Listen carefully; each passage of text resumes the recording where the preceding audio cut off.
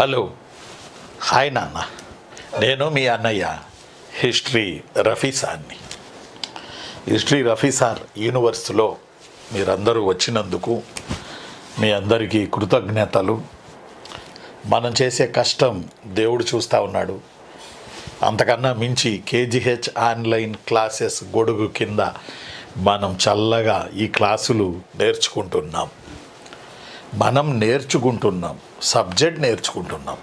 చాలామంది కామెంట్లు ఏం పెడతారంటే నోటిఫికేషన్ రాదు ఇప్పుడు ఎందుకు అని. నోటిఫికేషన్ వచ్చిన తర్వాత మీరేం చేస్తారు, ఎంత టైం ఇస్తున్నారు? ఈరోజు డిఎస్సికి ఏమైంది చూడండి. మనం కూడా విన్నపం ఇచ్చాం గవర్నమెంట్కి. అందరూ ఫేమస్ వాళ్ళందరూ విన్నపాలు ఇచ్చారు. బట్ ప్రభుత్వం ఇవేవి పక్కన పెట్టి ఎప్పుడో డిసెంబర్లోనే మేము సిలబస్ ఇచ్చామని చెప్పుకుంటూ 6వ తారీఖు నుంచి పరీక్షలు పెట్టబోతుంది. అంటే చూడండి, మీరు ముందు ఎందుకు చదువుకోరు, ఎందుకు చదవకూడదు, ఎందుకు చదువుకోలేదు అని ప్రభుత్వం ప్రశ్నిస్తుంది. అంటే ఇక్కడ ఒక పాయింట్ ఉంది. నోటిఫికేషన్లు క్రమబద్ధంగా ఇస్తే చదువుకుంటారు పిల్లలు, కష్టపడతారు.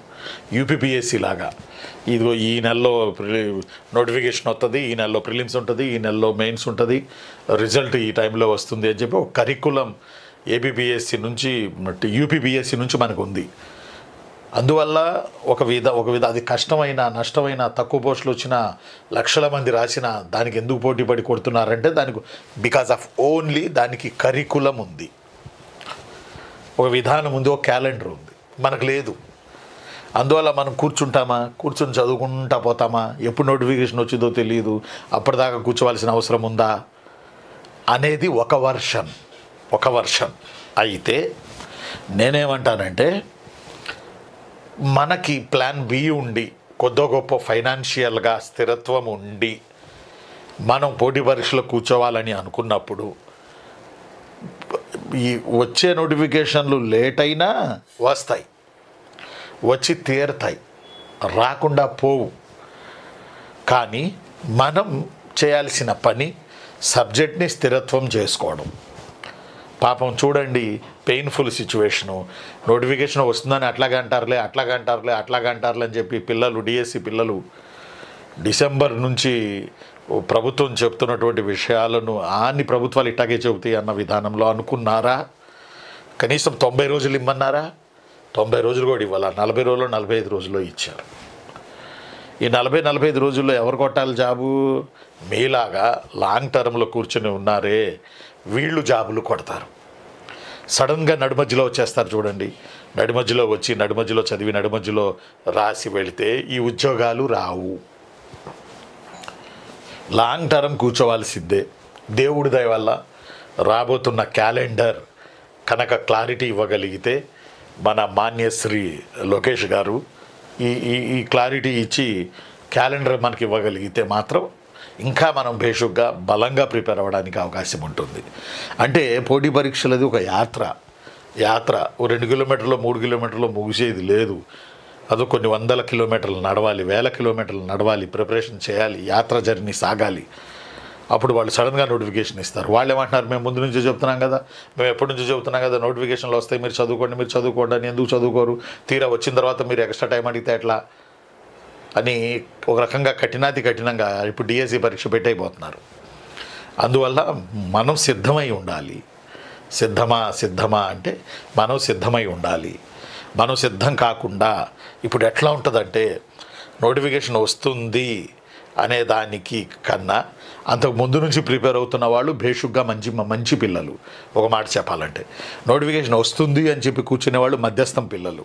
నోటిఫికేషన్ వచ్చిన తర్వాత దిగేవాళ్ళు వాళ్ళు ఎంత ప్రయత్నం చేసినా బ్యాక్ బోన్లో వీళ్ళు చదివి ఉండరు. కాబట్టి ఆ కొద్దిగా వీళ్ళు ఎంత ప్రయత్నం చేసినా ఆ సమయం సరిపోదు, జాబు రాదు.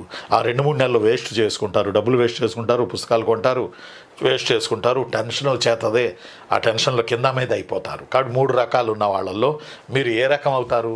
మీరు మొదటి రకం అవ్వాలి. మీరు నేను ఏం చేస్తున్నాను? మిమ్మల్ని హెచ్చరిస్తున్నాను, మిమ్మల్ని జాగ్రత్త పడమంటున్నాను. ఈ ఫీల్డ్లోనే ఉండాలి అనుకుంటే ఇది వద్దులే బాబు, ప్లాన్ బి చూసుకుందాం, లేకుంటే భేషుగ్గా వెళ్ళిపోవచ్చు, తప్పేముంది? ఎవరైనా తాళ్ళేసి కట్టేస్తారా మిమ్మల్ని? కట్టేరు కదా, భేషుగ్గా మీరు వెళ్ళిపోవచ్చు, తప్పేం లేదు. కానీ ఈ గవర్నమెంట్ జాబు లేట్ అవుతుంది. కానీ వచ్చిన తర్వాత దీనిలో ఉన్నటువంటి స్వీట్నెస్, దీనిలో ఉన్న రెస్పెక్ట్, దీనిలో ఉన్న వాల్యూ, దీనిలో ఉన్న గ్రీన్ పెన్ను, ఈ వాల్యూ అనేది చాలా చాలా గొప్పగా ఉంటుంది, చాలా గర్వంగా ఉంటుంది. మొన్న ఒక డిస్ట్రిక్ట్ కలెక్టరేట్కి వెళ్ళాను నేను, ఒక పనితో వెళ్ళాను కలెక్టరేట్లో. అక్కడ మన పిల్లలు కూడా కలెక్టరేట్లో కొంతమంది ఉన్నారు, నేను తెలిసిన పిల్లలు కూడా.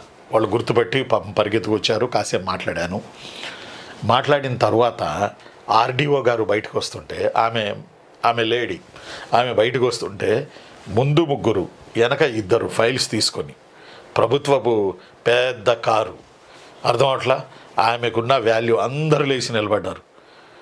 నాతో సహా, నేనేం పెద్దోడేం కాదు, నాతో సహా అందరం కలిసి నిలబడ్డాం ఆమె వెళ్ళి కారు ఎక్కే వరకు. అలా ఎవరైనా వస్తూ ఉన్నారా?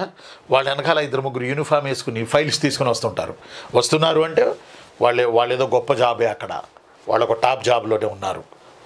వాళ్ళు అంచెలంచెలుగా ప్రమోషన్ మీద వెళ్ళి ఉండొచ్చు, ఐఏఎస్ నుంచి రావచ్చు, స్టేట్లో గ్రూప్ 1 నుంచి రావచ్చు, లేదా గ్రూప్ 2 నుంచి కూడా కొంత ఎదిగి అక్కడ సెక్షన్లో ఉద్యోగాలు సాధించి ఉండొచ్చు. అసలు ఆ రాజసం ఏంటి, ఆ దర్పణం ఏంటి? నేను మా ఫ్రెండ్ ఆశ్చర్యపోయాం.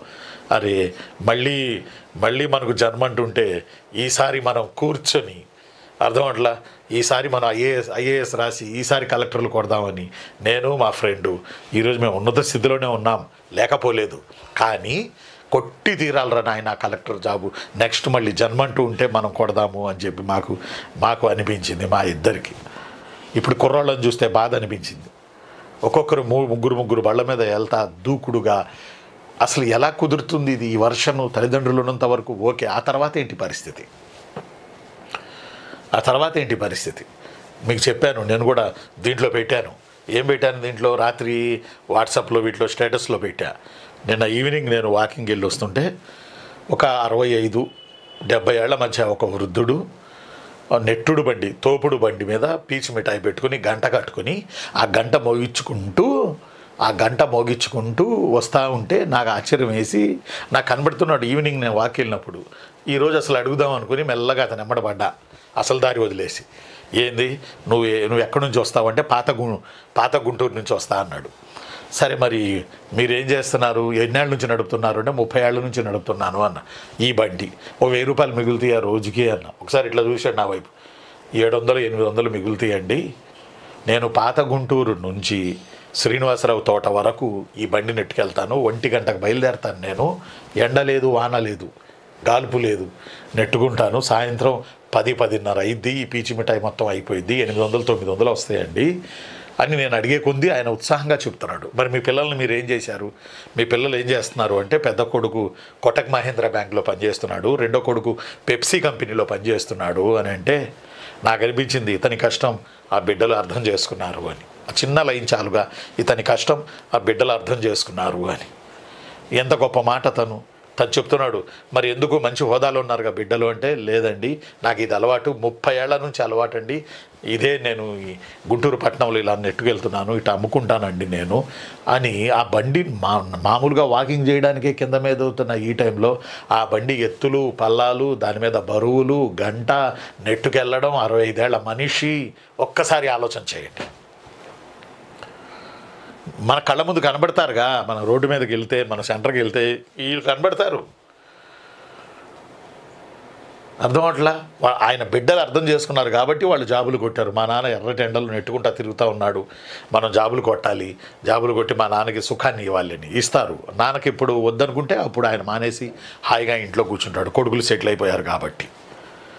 అర్థమైందా మీకు? అందువల్ల నేను చెప్పేది మిమ్మల్ని ఏమంటాను, నేను ఇష్టం ఉంటేనే, కష్టం లేకుండా ఇష్టం ఉంటేనే ఇందులోకి రావాలి. పోటీ పరీక్షలకి బలవంతం లేదు, బలప్రయోగం లేదు, బలవంతం లేదు. ఇష్టం ఉండే ఈ పోటీ పరీక్షలోకి రావాలి, లేకపోతే రావద్దు. అంటే పోటీ పరీక్షలోకి వచ్చారా, సీరియస్గా వర్క్ చేయాలి. సీరియస్గా వర్క్ చేయాలి. సబ్జెక్ట్ నేర్చుకోవడానికి ఎక్కువ టైం పడుతుంది. తర్వాత నోటిఫికేషన్లు వస్తాయి, రాకుండా పోవు. ఆ నోటిఫికేషన్లో మనం వెళ్ళిపోతాం. ఖచ్చితంగా వెళ్ళిపోతాం. ఎప్పుడు మొదటి దశలో చదువుతూ ఉన్నప్పుడు. మొదటి దశ అంటే నోటిఫికేషన్ వచ్చినప్పుడు వస్తాయి, సబ్జెక్ట్ నేర్చుకోవాలి అనేది మొదటి దశ. రెండో దశలో ఉన్నటువంటి పిల్లలు అని అంటే నోటిఫికేషన్ వస్తుంది, దగ్గరగా ఉంది అనిపించేటప్పుడు లైన్లోకి వచ్చేవాళ్ళు. మూడో వాళ్ళు నోటిఫికేషన్ వచ్చిన తర్వాత వచ్చేవాళ్ళు. 100 మంది అనుకుంటే 100 మందిలో 98 మంది నోటిఫికేషన్ వచ్చిన తర్వాత లైన్లో దిగుతారు తప్ప మిగతా ఇద్దరిలో ఒకళ్ళు మధ్యస్థంగా దిగుతారు, ఒకళ్ళు లాంగ్ టర్మ్లో ఉంటారు. ఇలా ఉన్న వాళ్ళే కొడతారు.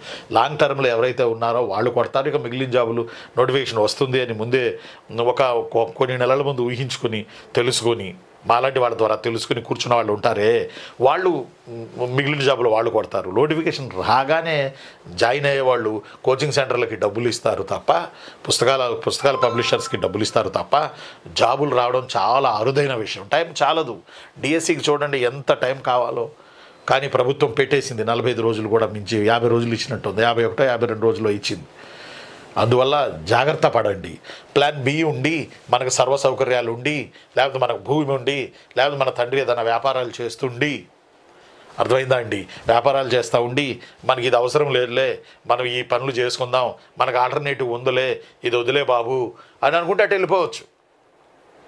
ఇటు రమ్మని బలవంతం చేయట్లా నేను ఇక్కడ మిమ్మల్ని ఇటు రండి ఈ పొడి పరీక్షలోని కూర్చోండి బలవంతం చేయట్లా.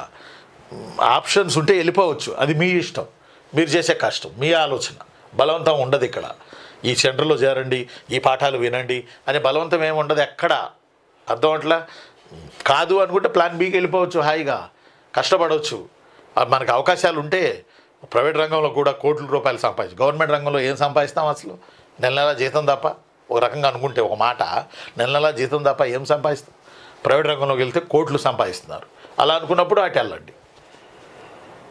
హుందా, హోదా, రెస్పెక్టు, గ్రీన్ పెన్ అనుకుంటే ఇటు రండి. లేట్ అయింది. రేపు మీరు వ్యాపారం పెడతారు, వెళ్ళి వద్దని వ్యాపారం పెడతాం. ఆ వ్యాపారంలో ఎంత రిస్క్ చేయాలి, ఎన్ని డబ్బులు పోగొట్టాలి? వ్యాపారం ఇవాళ పెడితే రేపు నడిచిద్దా? రేపటికే వ్యాపారం వచ్చేసిద్దా? రేపటికే మీరు పెట్టిన పెట్టుబడి వస్తుందా? అక్కడ కూడా ఇదే ఓర్పు ఉండాలిగా, ఇంకా బీభత్సంగా ఉండాలి. ఇక్కడ సామూహిక ఓర్పు, అక్కడ మీరు సింగిల్గా ఓర్పు పడాలి. ఎవరు చెప్పుకోవడానికి ఉండదు. కొన్నాళ్ళు తీసుకెళ్ళాలి, 1 ఇయర్ మోయాలి. మీరు ఏం పెట్టినా 1 ఇయర్ మోయాలి అమౌంట్. మీ రిటర్న్స్ రావు. ఎన్ని చోట్ల లేదు మీరు వీడియోలు. అందువల్ల ఇదైనా రిస్కే, అదైనా రిస్కే, రెండూ రిస్కే.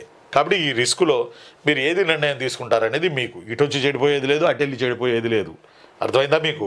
ఇటు చెడిపోయేది లేదు, అటు చెడిపోయేది లేదు. మీకు ఇష్టం ఉండి, మీకు కొద్దిగా కూర్చోగలిగి ఉండి, ఆర్థిక స్తోమత ఉండగలిగితే మీరు ఈ ఉద్యోగాలు కూర్చోవచ్చబ్బా. లేకపోతే ఖచ్చితంగా మీరు ప్లాన్ బీకి, మీకు అవకాశాలు ఉంటే ప్లాన్ బీకి వెళ్ళిపోండి. నోటిఫికేషన్ వచ్చిన తర్వాత మాత్రం ఈ ఫీల్డ్లోకి వస్తే మీరు డబ్బులు పోగొట్టుకుంటారు, ఉద్యోగాలు రావు. టైం చాలదు. ఇప్పుడు సిచ్యువేషన్ బట్టి టైం ఇవ్వట్లేదు, టైం చాలదు. ఇది నా కంఠ శోష. సరే, anyhow, thank you very much ఈ వీడియో చూస్తున్న వాళ్ళందరికీ. మరి ఈరోజు మనం రేనాటి చోళులు అనే చిన్న పాఠాన్ని మనం చెప్పుకోవడానికి ప్రయత్నం చేద్దాం. రేనాటి చోళులు అని ఇదొక పాఠం.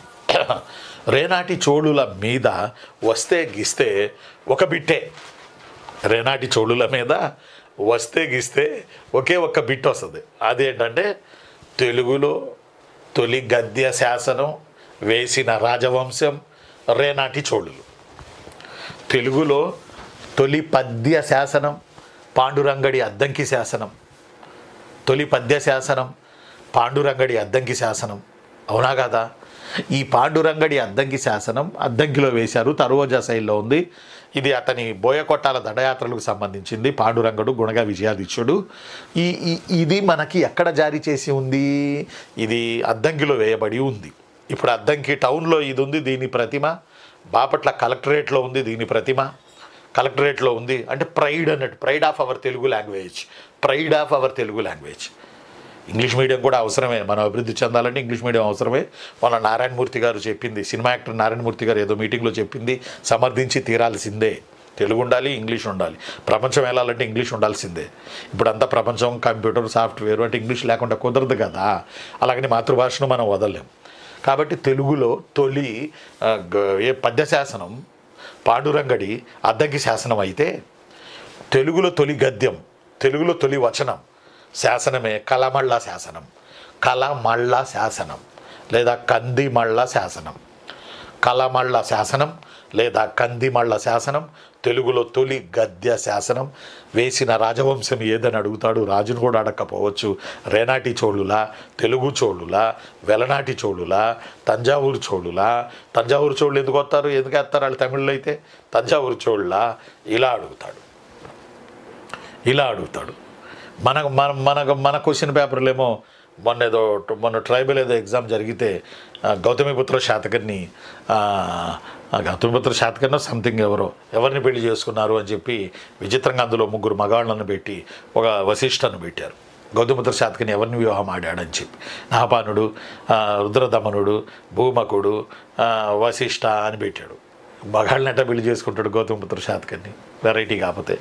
మొన్న ఏదో ఎగ్జామ్ జరిగింది, సింగిల్ ఎగ్జామ్, ట్రైబల్ వెల్ఫేరే అనుకుంటా, సంథింగ్ ఏదో ఒక ఎగ్జామ్ జరిగింది. అవి సపరేటు రిజర్వ్డ్ ఎస్సీ ఎస్టీ వర్గీయులకి జరిగినటువంటి పరీక్ష అది. రీసెంట్గా ఒక బాబు నాకు పెట్టారు, సార్ ఇలా ఇచ్చారు ఈ పేపర్ అని చెప్పి. సరే, అది వేరే స్టోరీ.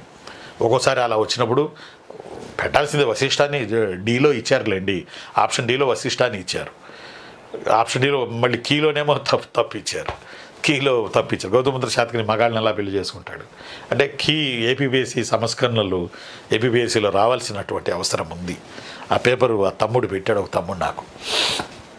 సరే, కీ ఇంకా రాలేదు, నాకే తప్పులు కనబడుతున్నాయి, మీరు ఏమైనా ఉంటే నాకు చెప్పండి సార్ అని చెప్పి ఆ పేపర్లో ఏపీ హిస్టరీ 150 మార్కులు. ఆ పేపరు ట్రైబల్ వెల్ఫేర్ అనుకుంటా, ఏదో ఎగ్జామ్. సరే, మీకు తెలిస్తే ఈ క్లాస్ తర్వాత నాకు ఫోన్లో మాట్లాడతారు కాబట్టి చెప్పండి. రీసెంట్ ఏపీ హిస్టరీ 150 బిట్లు, అది నా దగ్గర ఉంది పేపర్, దాంట్లో ఉంది, మీకు చదివి కూడా వినిపించారు రీసెంట్గా ఏదో క్లాస్లో. సరే, ఎనీహౌ, రేనాటి చోళులు మెయిన్. రేనాటి చోళులు అంటే తెలుగులో తొలి గద్య శాసనం, కలమళ్ళ శాసనం. ఈ శాసనం వాళ్ళే రేనాటి చోళులు. ఆ రాజులు ఎవరు, ఆ రాజులు ఏం చేశారు, ఇవన్నీ పెద్దగా మనకి ప్రాధాన్యం లేవు. ఎగ్జామినేషన్ పాయింట్ ఆఫ్ వ్యూలో ఒకసారి చూస్తే పెద్ద ప్రాధాన్యం లేవు. రేనాటి చోళులు అనేవాళ్ళు ప్రాధాన్యం ఉన్నారు, ఈ శాసనం ద్వారా ప్రాధాన్యం బాగా పొందారు. మరి రేనాటి చోళుల కాలంలో ఎవరున్నారు? తంజావూరులో చోళులు ఉన్నారు, కర్ణాటకలో బాదామి చాళుక్యులు ఉన్నారు, కంచిలో పల్లవులు ఉన్నారు. Please note this point. అంటే వీళ్ళకి సమకాలికులు ఎవరు? వాళ్ళతో పెళ్ళిళ్ళు చేసుకునియండి, వాళ్ళతో యుద్ధాలు చేయనియండి. వాళ్ళు ఎవరున్నారు? పల్లవులు ఉన్నారు కంచిలో, చోళులు ఉన్నారు ఒరయూరు టాంజూర్లలో, బాదామి చాళుక్యులు ఉన్నారు కర్ణాటకలోని బాదామిలో. వీళ్ళ మధ్య నడిచింది వీళ్ళ స్టోరీ. ఎవరి స్టోరీ? రేనాటి చోళులు. రేనాడు అని అంటే మనకి టెక్స్ట్లో ఏం రాసిందంటే, నా బుక్లో నా బుక్లో అంటే నేనే రాశాను బాసు. పెన్నా నది ఉపనదులు వాయవ్యంగా చిత్రావతి, నైరుతి దిక్కులో చెయ్యేరు. నైరుతి పెన్నా నదికి ఉపనదులైన ఒకటి చెయ్యేరు, 2 చిత్రావతి. ఈ 2 నదుల మధ్య ఉన్న ప్రదేశాన్ని ప్రాచీన ఆంధ్రాలో, మధ్యయుగ ఆంధ్రాలో రేనాండు అని పిలిచారు. రేనాండు లేదా రేనాడు అని పిలిచారు. పెన్నా నదికి ఒక ఉపనది చిత్రావతి, ఒక ఉపనది చెయ్యేరు. ఇవి మీకు రాయలసీమలో ప్రవహిస్తున్నాయి, మీకు తెలుసు. ఈ పాట వింటున్న మన పులివెందుల అమ్మాయి మన దివ్యాకి తెలుసు. రేనాడు చిత్రావతి నది, దెన్ ఆల్సో చెయ్యేరు నది. ఈ నదుల మధ్య ప్రాంతాన్ని ప్రాచీన ఆంధ్రాలో రేనాడు అని పిలుస్తారు. రేనాండు ఏమని పిలుస్తారంటే రేనాండు అని పిలుస్తారు.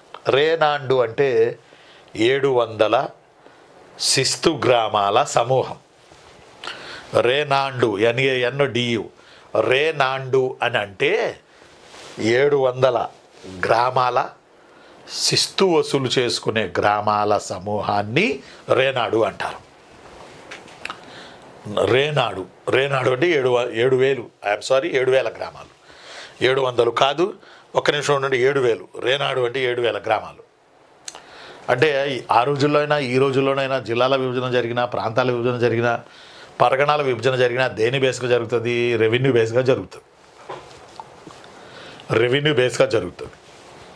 అందువల్ల నేనేమంటానంటే రేనాడు అంటే 7,000 శిస్తు గ్రామాల సముదాయం రేనాడు అంటారు. పెన్నా నదికి ఒక నది ఉపనది అయిన చిత్రావతి, మరో ఉపనది అయినటువంటి చెయ్యేరుల మధ్య ఉన్న ప్రాంతాన్ని రేనాడు అని అంటారు. అంటే నదులు సముద్రాల్లో కలిసే ముందు పర్వతాల్లో పుట్టి పర్వతాల మీద వర్షం కురిసిద్ది కాబట్టి, దానికి ఒక ఫినామినా మీకు చెప్పాను కాబట్టి, ఆ పర్వతాల మీద పడ్డ వర్షం మైదాన ప్రాంతాలకు వచ్చి లేదా ఎడారి ప్రాంతాలకు వచ్చి ఆ ప్రాంతాలను తడుపుకుంటూ సముద్రానికి వెళ్తాయి. అవి తడుపుకుంటూ సముద్రానికి వెళ్తుంది ఎవరి కోసం? మన కోసం. అవి ఎప్పుడు తమ గుణాన్ని మార్చుకోలే. ఈరోజు కూడా మనిషే మారాడు, అవి గుణాలు మార్చుకోలే, తడుపుకుంటూ వెళ్తాయి. ఆ ప్రాంతాల్లో మెల్లమెల్లగా పచ్చదనం, పంటలు, మనుషులు, జనపదాలు, గ్రామాలు, పట్టణాలు ఇలా పరిణామం. విజయవాడ పట్టణం కాదు, కృష్ణానది ఒడ్డున, కృష్ణమ్మ ఒడ్డున అలా పట్టణాలు ఇలా పరిణామ క్రమం చెందుతాయి. ఇప్పుడు పెన్నా అనుకోండి, నెల్లూరు లేదు, పెన్నా నది ఒడ్డున నెల్లూరు లేదు, గోదావరి రాజమండ్రి లేదు, కృష్ణా విజయవాడ లేదు, అలా ఏదో ఒక నది, ముచ్చుకుంద నది హైదరాబాద్ లేదు. ఇలా ఏదో ఒక నది ఒడ్డున ఏర్పడినటువంటి ప్రాంతాలు, జనసంచారం, జనసమూహాలు ఎక్కువగా ఉంటాయి. అవి క్రమేణా పట్టణీకరణ చెందుతాయి. క్రమేణా వర్తక వ్యాపారాలు, జనాలు, టూరిస్టు పరిశ్రమలు ఇలాగా. కాబట్టి చిత్రావతికి చెయ్యేరుకి మధ్య ప్రాంతాన్ని రేనాడు అంటారు. రేనాడు అంటే 7,000 గ్రామాల సముదాయం. నేటి విషయానికి వస్తే రేనాడు అంటే కడప, కర్నూలు, చిత్తూరు, అనంతపూర్. కడప, కర్నూలు, చిత్తూరు, అనంతపురం జిల్లాలలో కర్ణాటకలోని కోలారు జిల్లా ఇవన్నీ కలిపితే రేనాడు అవుతాయి. కడప, కర్నూలు, అనంతపూర్, చిత్తూరు, కర్ణాటకలోని Kolar district, these are all areas called as a Renadu. In ancient Andhra, in our ancient Andhra. ఇందులో ఏ జిల్లా అధిక భాగం ఉంది రేనాడులో? విస్తీర్ణం రీత్యా కడప.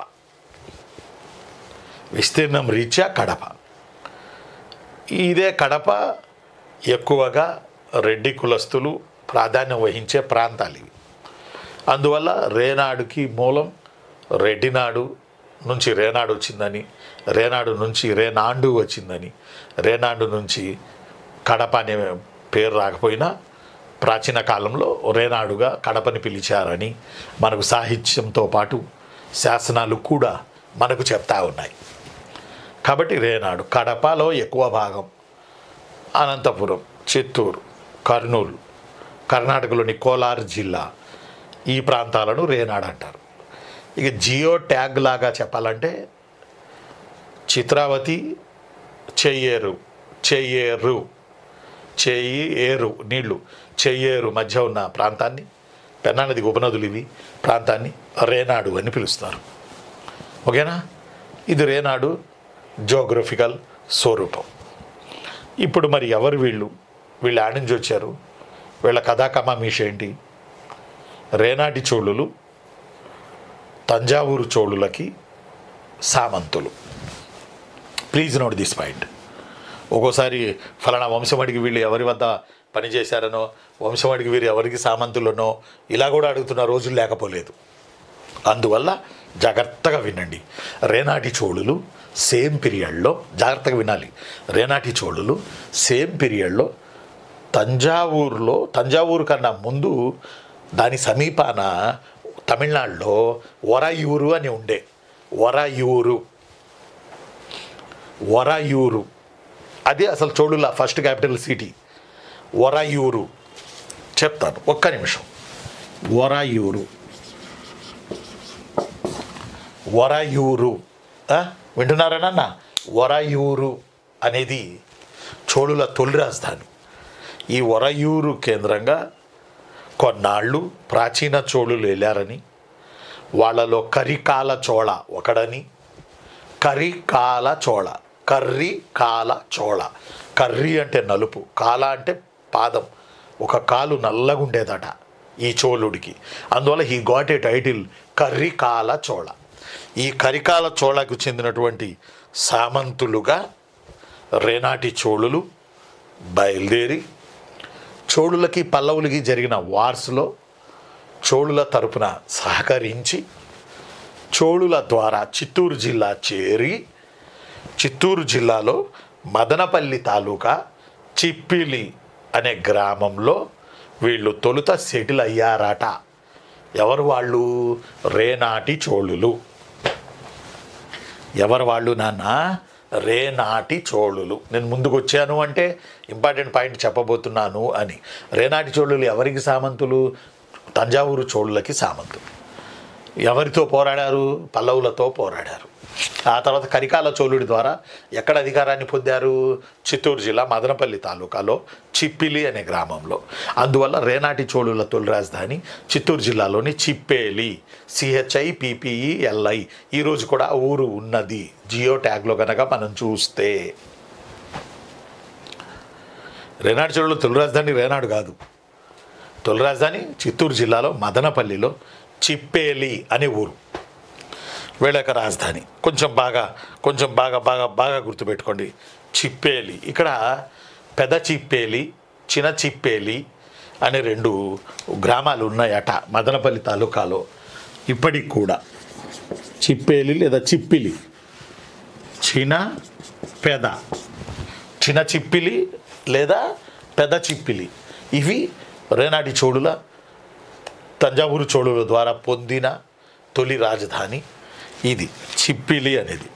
ఇప్పుడు మనం రేనాడు అంటే ఏంటి, రేనాటి చోళులు ఎవరికి సామంతులు, ఈ 2 విషయాలు మనం మాట్లాడుకున్నాం. ఇప్పుడు ఇక రాజుల విషయానికి వస్తే, రేనాటి చోళుల మరి రాజులు బండి నడపకపోతే బండి నడవదుగా. రేనాటి చోళుల తొలి రాజు పేరు నందివర్మ. ఈయనని తొలిరాజు అంటారు, ఈయనని మూల పురుషుడు అంటారు. స్వతంత్ర రాజు కాదు ఇతగాడు, స్వతంత్ర రాజు కాదు. ఇతను చీఫ్ టైన్ ఫ్రమ్ చోళాస్, చోళులకి సామంతుడు. కాకపోతే చిన్ని ఏరియానే వెళ్తున్నాడు. అది చిప్పిలి అనే ఏరియా.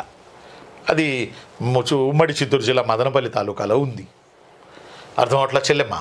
గుర్తుపెట్టుకోవాలి. మా మా మా మా మదనపల్లి హరికృష్ణ ఉన్నారు, మదనపల్లి వైష్ణవి ఉంది. ఈ పాఠాలు వింటున్నారు ఇద్దరు.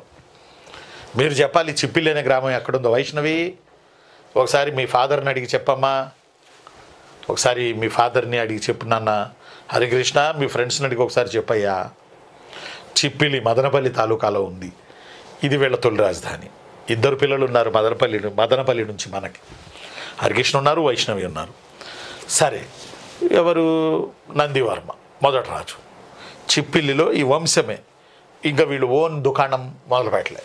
ఓన్ దుకాణం అంటే ఓన్ రాజ్యం వీళ్ళు ఇంకా ఏర్పాటు చేయలే. గుర్తుపెట్టుకోవాలి. ఎవరు వాళ్ళు ఏర్పాటు చేయలే? రేనాటి చోళులు. తొలిరాజు ఎవడో? నందివర్మ. ఇతను ఎక్కడ? చిప్పిల్లిలో. యాడ్ నుంచి వచ్చాడు? అక్కడ చోళుల నుంచి ఒక లెటర్ తీసుకొని వచ్చి చిప్పిల్లో కూర్చొని పాలించడం ప్రారంభించాడు నందివర్మ. రెండో ఆయన ఉత్తరాధికారి సింహవిష్ణు. మళ్ళీ నందివర్మ పల్లవుల్లో కూడా ఉన్నాడబ్బా. మళ్ళీ వీళ్ళు ఒకళ్ళు అనుకునేరు. ఉత్తరాధికారి సింహవిష్ణు.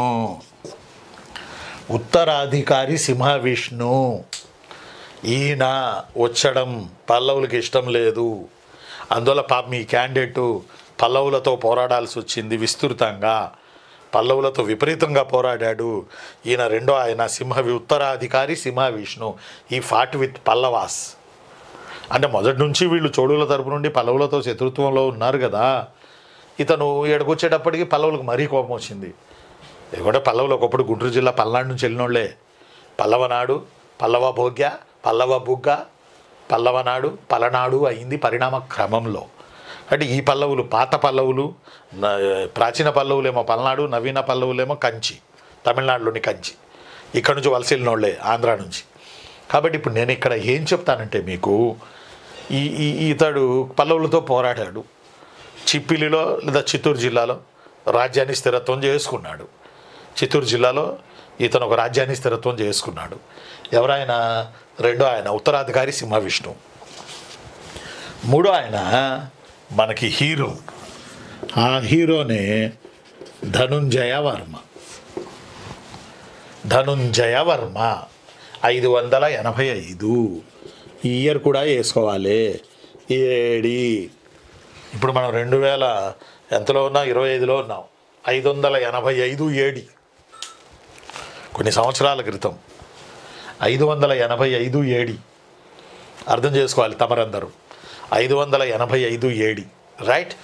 ఈ పాలకుడి పేరు ధనుంజయ వర్మ. ఇతగాడు కలమళ్ళలో, రాయలసీమలోని కమలాపురం తాలూకాలో కలమళ్ళ లేదా కందిమళ్ళ అనే ఊరుంది. పొద్దుటూరుకు కూడా దగ్గరగా వస్తుంది ఆ ఊరు. దగ్గరగా అంటే కొన్ని కిలోమీటర్లు, మరి పక్కనైతే కాదు. కందిమళ్ళ లేదా కలమళ్ళ. కందిమళ్ళ లేదా Kalamalla inscription. It's a first Telugu prose, PROSE, prose, ఎస్ఈనో జెడినో, ప్రోజ్ ఇన్స్క్రిప్షన్. తెలుగులో తొలి గద్య శాసనం ఈ ధనుంజయ వర్మ వేసిన కలమళ్ళ శాసనం. అర్థమవుతుందా లేదా కందిమళ్ళ శాసనం. Kalamalla inscription or Kandimalla inscription it's a first Telugu prose inscription issued by Dhanunjaya Varma, one of the ruler in Renati Cholas. This inscription issued in the place of Kalamalla, Kamalapuram Taluka, Rayalaseema, in Rayalaseema. This inscription mentioned Dhanunjaya Varma's donated lands. ఈయన ల్యాండ్స్ని donate చేశాడు. భూదానాలకు సంబంధించిన శాసనం ఇది. పైపెచ్చు ప్రశస్తి శాసనం ఇది. భూదానాలతో పాటు మా రాజు ఆది, మా రాజు చంద్రుడు, మా రాజు ఇంద్రుడు, మా రాజు అది, డీమ్ డామ్ అని రాసుకుంటారే. ఇలా రాసుకునే శాసనాలని, ప్రశంసిస్తూ రాసిన శాసనాలని ప్రశస్తి శాసనాలు అందరు. కాబట్టి ఇది ప్రశస్తి శాసనం అండ్ ఆల్సో గ్రాంట్ల శాసనం, భూదానాలకు సంబంధించిన శాసనం. ఈ శాసనం 585 ఏడీలో వేయబడింది. కలమళ్ళ లేదా కందిమళ్ళలో వేయబడింది. ఇది రేనాటి చోళుల రాజు ధనుంజయ వర్మ జారీ చేసిండు. ఇతని నాటికి రేనాటి చోళ రాజ్యం స్వతంత్రించింది అని చెప్పడానికి ఈ got a title ఎర్రికల్ Muthuraju. ఎర్రికల్ Muthuraju అనే టైటిల్ని పొందాడు తను. తమిళ వర్షన్ ఉంటుంది ఈ పదాల్లో.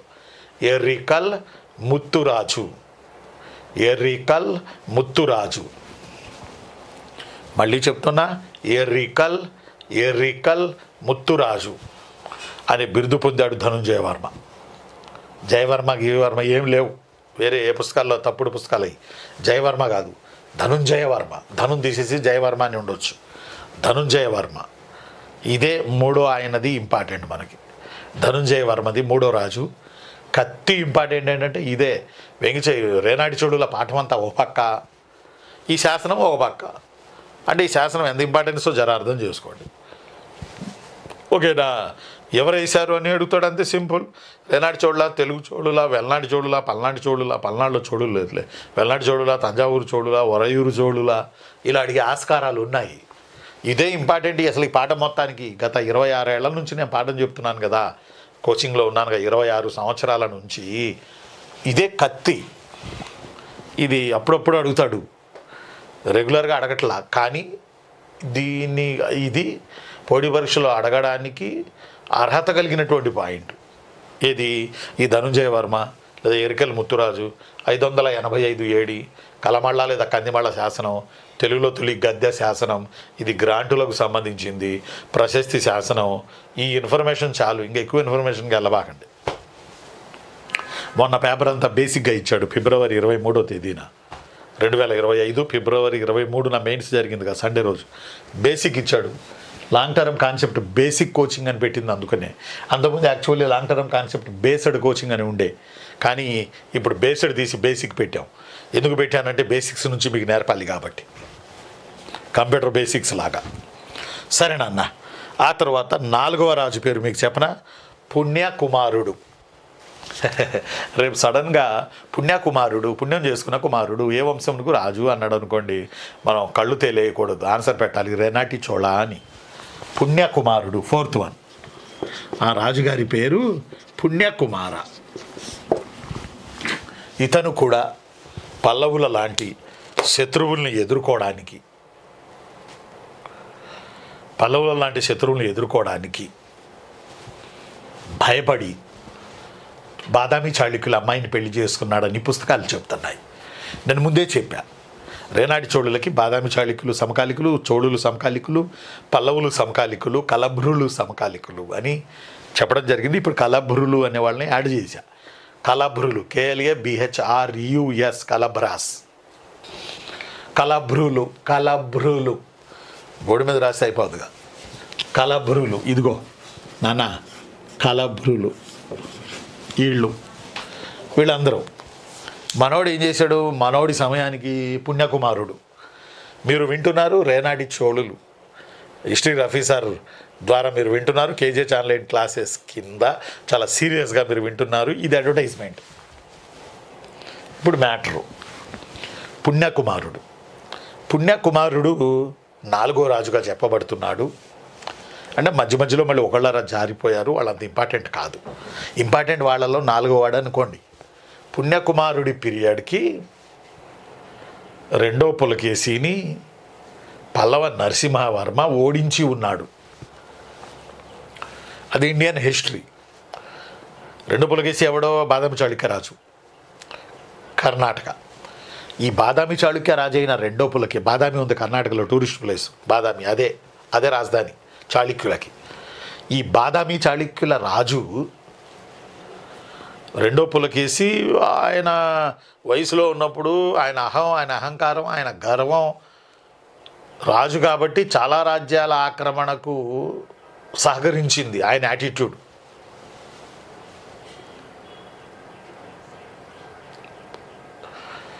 అర్థమైందా? హెవీ అయిందా సబ్జెక్టు? No, simple subject. ఏముంది? సహకరించింది 2వ పులకేశి.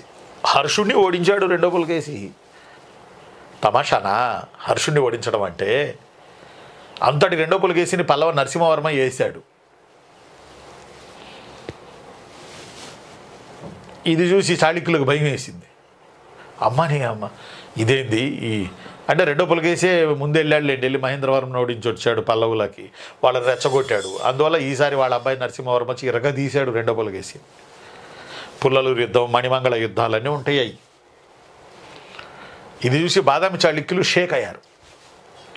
పక్కనే ఉన్న బాదామి, కర్ణాటకలో ఉన్న, ఇప్పుడు ఆ బెల్ట్ అంతా అదేగా, అనంతపురం కానీ కర్ణాటక బోర్డరేగా. షేక్ అయ్యారు,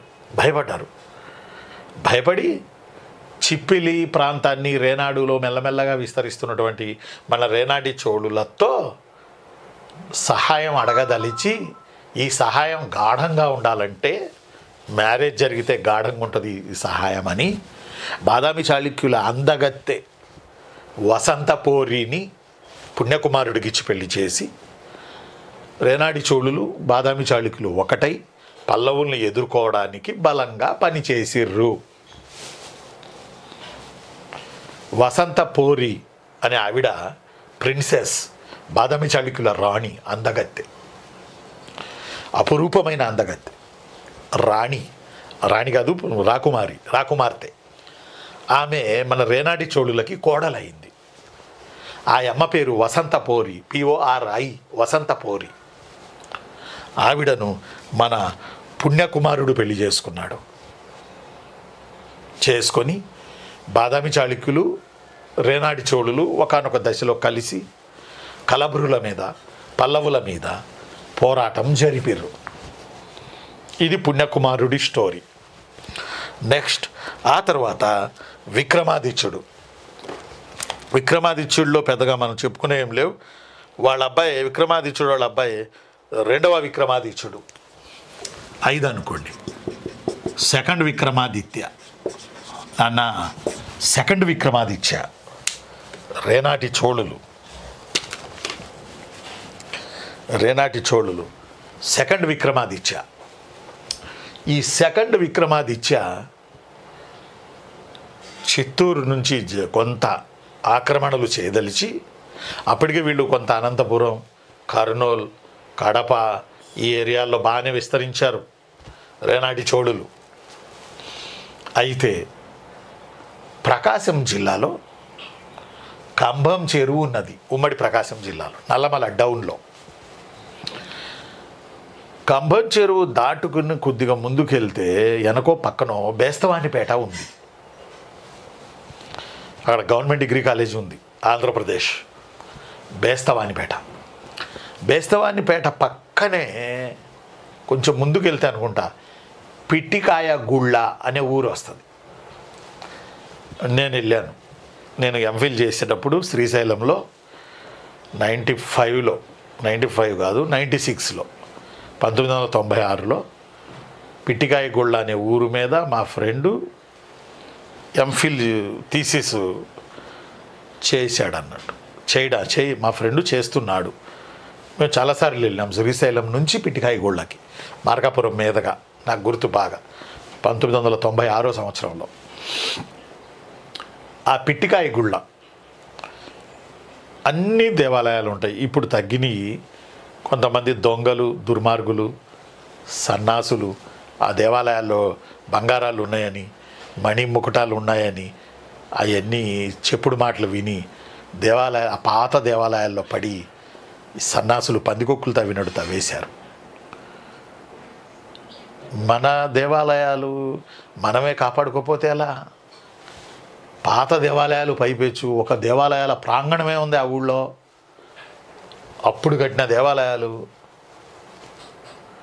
దేవాలయాల ప్రాంగణమే ఉంది. ఇప్పుడు గుంటూరు జిల్లా చేబ్రోలు ఉంది.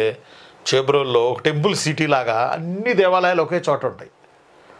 టెంపుల్ సిటీ చేబ్రోలు, అన్ని దేవాలయాలు, బ్రహ్మాలయము, శివుడి ఆలయము, నంది, మామూలుగా ఉండవు దేవాలయాలు అన్నీ ఒకే చోట, ఒక ఏరియా. ఆ ఏరియాలోకి వెళ్తే భక్తి భావం మనకు వచ్చేస్తుంది ఆటోమేటిక్గా. సంస్కృతి సంప్రదాయాలు గుర్తొస్తాయి. జాగ్రత్త పడతాం, జాగ్రత్తగా ఉంటాం, చెప్పులు లేకుండా తిరుగుతాం, ఇవన్నీ మనం చేస్తాం. కానీ ఆ దేవాలయాలు తవ్వి పడేశారు. మేము ఫస్ట్ సారి వెళ్ళినప్పుడు బాగానే ఉన్నాయి. ఎవరో వచ్చారు తెలుగు యూనివర్సిటీ నుంచి, సంథింగ్ ఏదో ఉందేడా, ఏదో పాత ఫేమస్ అయి ఉంటుందని మరి అనుకున్నారు ఏమో దొంగలు. రెండోసారి 20 రోజుల తర్వాత మళ్ళీ మేము వెళ్తే రీసెర్చ్కి అసలు ఆ నామరూపాలు లేకుండా చేసి ఉన్నాయి. ఆడపడితే ఆడ తవ్వేసి రీసెర్చ్కి ఉపయోగపడే విగ్రహాలు కూడా పగలు కొట్టేశారు. అక్కడే చుట్టుపక్కల జైన విగ్రహాలు, అక్కడే పొలాల్లో, చెట్లలో, తాటి తోపుల్లో వీరగల్స్ అని చెప్పాను మీకు నేను. వీరగల్స్ ఇలాంటి ఎన్నో ఉన్నాయి ఆ ఊరి నిండా. దేవాలయాల సమూహమే ఉంది పిట్టికాయ గుళ్ళ. పిట్టికాయ గుళ్ళ అంటేనే, గుళ్ళ అంటే గుళ్ళు గోపురాలు, ఆ కాలం నుంచి వచ్చిన పేరు అది. ఇప్పుడు చెప్పేవాడు లేడు, చెబితే వినేవాడు లేడు. కంప్యూటర్, సాఫ్ట్వేర్ అంట. మనుషులు మానవ యంత్రాలుగా తయారవుతున్నారు తప్ప మానవీయత ఉన్న మనుషులుగా కనపడతలా ఎక్కడ. ఎంతసేపుకి నెగిటివిటీ. కానీ పిట్టికాయ గుళ్ళ వరకు వచ్చాడట రెండో విక్రమాదిత్యుడు. ఇతను పిట్టికాయ గుళ్ళ శాసనాన్ని వేశాడు.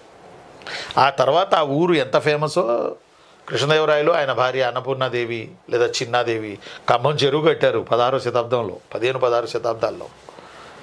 మనం చెప్తున్న స్టోరీ 7వ శతాబ్దం. కాబట్టి పిట్టికాయ గుళ్ళ శాసనం ఎవరు జారీ చేశారని అడిగితే రెండవ విక్రమాదిత్యుడు జారీ చేశాడు అని గుర్తుపెట్టుకోండి. ఈ పిట్టికాయ గుళ్ళ శాసనం మనకి తెలియజేస్తుంది ఏంటంటే, ఇతను ఆ పరిసర ప్రాంతాల్లోని ఏమంటామో చెరకు పండిద్ది ఆ బెల్ట్ అంతా. చెరకు తోటలను పేదలకి, చెరకు తోటల పొలాలను పేదలకు దానం చేసినట్టు పిట్టికాయ గుళ్ళ శాసనంలో రాసి ఉన్నది. భూదానాలు అనేవి ఈ రోజు కాదు, భూదానాలు ఎప్పటి నుంచో ఉన్నాయి. ఇప్పుడు తెలుగులో తొలి పద్య శాసనం తీసుకున్నా, తెలుగులో తొలి గద్య శాసనం తీసుకున్నా, ఇప్పుడు పిట్టికాయ గుళ్ళ శాసనం తీసుకున్నా, ఈ శాసనాలన్నీ భూదానాలకు సంబంధించిన శాసనాలే. కాబట్టి రెండో విక్రమాదిత్య. ఆ తర్వాత మనకి రేనాటి చివరి పాలకుడు శ్రీకంఠ చోళుడు. చూడండి, బహుశా వీళ్ళు చివరిలో మళ్ళీ చోళుల్లో కలిసిపోయి ఉండొచ్చు. శ్రీకంఠ చోళ చివరి రాజు. నందివర్మ, ఉత్తరాధికారి సింహవిష్ణు, ధనుంజయ వర్మ, పుణ్యకుమార, రెండో విక్రమాదిత్య, శ్రీకంఠ చోళ. ఒక్కొక్కళ్ళలో ఒక్కొక్క ఇంపార్టెన్స్ ఉంది. ఆ ఇంపార్టెన్స్లు మీరు జర మైండ్లో పెట్టుకోవాలి. అర్థమైందా? నా చిన్నులు తమ్ముళ్ళు కష్టపడాలిరా, కష్టపడి వినాలి, కష్టపడి చదువుకోవాలి, కష్టపడాలి, లాంగ్ టర్మ్ కూర్చోవాలి. అర్థం అట్లా లాంగ్ టర్మ్ కూర్చోవాలి. అలా కూర్చుండేటప్పుడు మనకు ఫైనాన్షియల్గా ఇబ్బంది అయినప్పుడు ఏదో ఒక జాబ్ చేసుకుంటూ మనం కూర్చుందాం. తప్పేముంది? ఇప్పుడు ఆయన ఉన్నారు కాకినాడ ఎంపీ, జనసేన తరఫున అయ్యారు చూడండి, కాకినాడ ఎంపీ పేరేదో ఉంది రవి. ఆయన ఉదయ్ శ్రీనివాస్ టీ టైం అని పెట్టాడు ఆయన. మీరు చూస్తుంటారు సెంట్రల్లో టీ టైం అని. టీ టైం ఆయనదే. టీ టైం పెట్టి ఆయన చిన్నగా 10 రూపాయలకే టీ అనే సిస్టమ్ని స్టార్ట్ చేసి దుబాయ్ నుంచి ఉద్యోగం మానేసి వచ్చి టీ టైం పెట్టి ఆ ఉదయ్ శ్రీనివాస్ అని ఆయన కొన్ని వందల కోట్ల టర్న్ ఓవర్ ఈరోజు చేస్తూ కాకినాడకి ఎంపీ కూడా అయ్యారు ఆయన. ప్రస్తుతం ఎంపీ, కాకినాడ ఎంపీ ఆయన. టీ టైం ఆయనదే. మనకి సపరేట్ బ్రాండ్ కనబడతా ఉంటుంది. నేను అంత చేయమని అంటలా, మన ఫైనాన్షియల్ చూసుకుని డేలో ఏదో ఒక పని చేసుకుంటూ లాంగ్ టర్మ్ కాబట్టి ప్రిపేర్ అవ్వచ్చు. కొంతమంది ఏటీఎంలో పనిచేస్తున్నారు, ఏటీఎం సెంటర్ల దగ్గర ఉంటున్నారు, కొంతమంది షాపింగ్ మాల్స్ దగ్గర ఉంటున్నారు. దీన్ని చిన్నతనం అని ఏ రోజు మనం అనుకోకూడదు. కొంతమంది క్యాటరింగ్ చేస్తున్నారు, మన పిల్లలే, మన స్టూడెంట్లే. ఉపాధులు సంపాదించుకుంటున్నారు, మళ్ళీ ప్రిపేర్ అవుతున్నారు. ఏదో ఒకటి చేసుకోవాలి. కూర్చొని నెగిటివిటీ ప్రచారం చేసుకుంటూ పోతుంటే లాభమే ఉంది. మీరు నెగిటివ్ అయిపోతారు, చూసిన వాళ్ళు నెగిటివ్ అయిపోతారు. అందువల్ల నేను అనేది శ్రీకంఠ చోళ అంటే రేనాటి చోళులు క్లైమాక్స్లో మళ్ళీ చోళుల్లోనే కలిసిపోయారేమో అని. ఈ మధ్యలో కృష్ణమ్మ అని ఒక సినిమా చూశాను, సత్యదేవ్ సినిమా. విజయవాడ బేసిక్గా తీసిన సినిమా అది. విజయవాడలో ఒక 3 అనాథలు ఫ్రెండ్స్ అక్కడే పుట్టి అక్కడే పెరిగి అక్కడే కొన్ని కేసుల్లో ఇరుక్కుపోయి చివరికి ఆ విలన్లను చంపి ఆ తర్వాత కృష్ణానదిలోనే హీరో కలిసిపోతాడు, కృష్ణమ్మలో కలిసిపోతాడు. కృష్ణానది ఒడ్డున 3 అనాథల స్టోరీ కృష్ణమ్మ అని. సత్యదేవ్ టాప్ యాక్టర్, తెలుగులో ఎదగనివ్వట్లేదు కానీ టాప్ యాక్టర్ సత్యదేవ్. ఇంకా మంచి ఆఫర్లు రావాలి సత్యదేవ్కి. మామూలు యాక్టర్ కాదు సత్యదేవ్. ఆయనకి మంచి క్యారెక్టర్లో పడాలి కానీ తెలుగు సినీ పరిశ్రమను ఆడబెడతాడు తీసుకెళ్ళి. కానీ బ్యాక్గ్రౌండ్ లేదు పాపం తనకి. భలేగా ఉంది కృష్ణమ్మ సినిమా. మీకు బోర్ కొట్టినప్పుడు చూడండి, ఒక అరగంట చూడండి, మళ్ళీ చదువుకోండి. సరే, ఎనీహౌ శ్రీకంఠ చోళ. సరే, మీకు బోర్ కొట్టినప్పుడు నవ్వుకోవాలనుకుంటే తెనాలి అనే సినిమా ఉంటుంది, కమల్ హాసన్ది. తెనాలి సూపర్ ఉంటుంది. మా ఫ్రెండ్ చెప్తే చూశాను నేను తెనాలి అనేది. అప్పుడు ఒక అరగంట చూస్తూ ఉంటాను మధ్యలో టైం దొరికినప్పుడల్లా రోజులో. తెనాలి అని ఉంటుంది, కామెడీ సినిమా, చాలా బాగుంటుంది. కొంత రిలాక్స్ అవ్వడం, అవి మళ్ళీ చదవడం, మళ్ళీ మన ప్రాథమిక కర్తవ్యాన్ని మనం మర్చిపోకుండా ఉండడం. కాబట్టి నందివర్మ, ఉత్తరాధికారి సింహవిష్ణు, ధనుంజయ వర్మ, పుణ్యకుమార, రెండో విక్రమాదిత్య, శ్రీకంఠ చోళ. ఇలా అంతే. వీళ్ళు ఏం పాలించారు, ఏం చేశారనే క్లారిటీకి లేదు. ఈ సమాచారం దొరకడమే గగనం. ఇక మనకి ఇంపార్టెంట్ కానీ సమాచారం చాలా ఉంటుంది వీటిలో. మళ్ళీ రేనాటి చోళుల్లో అదంతా చదవకండి.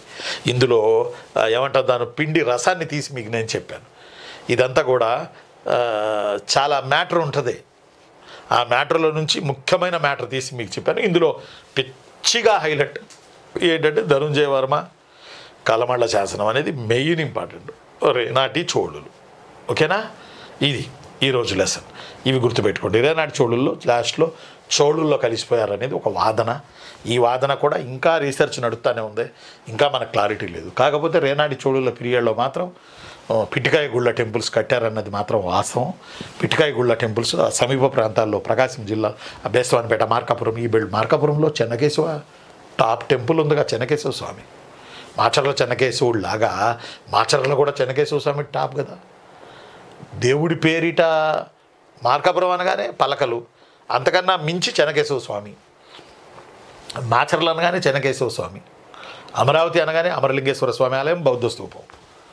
ఇట్లా కొన్ని ప్రాచీన కట్టడాలు మనకు సడన్గా గుర్తొస్తాయి ఊరు పేరు చెబితే. కాబట్టి ఇవి ఈరోజు ఈ క్లాస్లో గుర్తుపెట్టుకోండి. రేపటి లెసన్లో నేను మీకు అంటే క్రీమ్ సబ్జెక్ట్ ఇది. ఏది పడితే అది చెప్పుకోవడం, టైం వేస్ట్ చేసుకోవడం వేస్ట్. మెయిన్ క్రీమ్ ఈ పాయింట్లు, వీళ్ళ జియోగ్రఫికల్ అంశాలు ఇవి దయచేసి గుర్తుపెట్టుకోండి. నేను మీ అన్న హిస్టరీ రఫీసాన్ని. ఆ తరువాత ఇప్పుడు మనం ఫోన్ ఇన్ ప్రోగ్రాంలో ప్రయత్నం చేద్దాం, లేకపోతే మెసేజ్లు పెట్టండి. రేపటి క్లాస్లో నేను మీకు తెలుగు చోళులు చెప్తా, లేదా నెల్లూరు చోళులు చెప్తా. ఓకేనా? చిన్ని వంశాలు.